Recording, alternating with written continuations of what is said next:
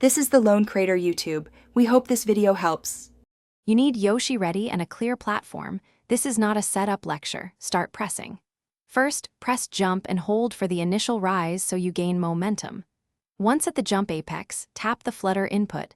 Timing matters because Flutter converts vertical velocity into sustained lift. Make sure your controller input is responsive. If the Flutter registers late, you lose height. Practice one long jump to feel the window for that tap, because mastering timing is the foundation for chaining jumps. Once done with the first flutter, keep attention on the arc rhythm. You will chain from one apex to the next. You should tap the flutter slightly before descent so that lift renews midair. This is why apex timing is key. Make sure to use a small forward tilt to preserve momentum without dropping altitude, because pure vertical focus stalls horizontal progress. Repeat the hold then tap cycle smoothly.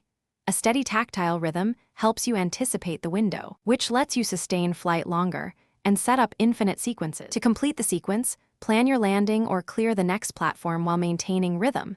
You don't end fizzled, finish with a controlled drop or ramp. If the flutter stops working, make sure your button mapping hasn't changed and test input latency in settings, because mistaps are usually hardware or config issues. Finally, if you struggle, scale back to short chains and build up. Practicing predictable arcs trains muscle memory and lets you extend the sequence reliably for long runs. Thanks for watching. Consider subscribing if we helped you.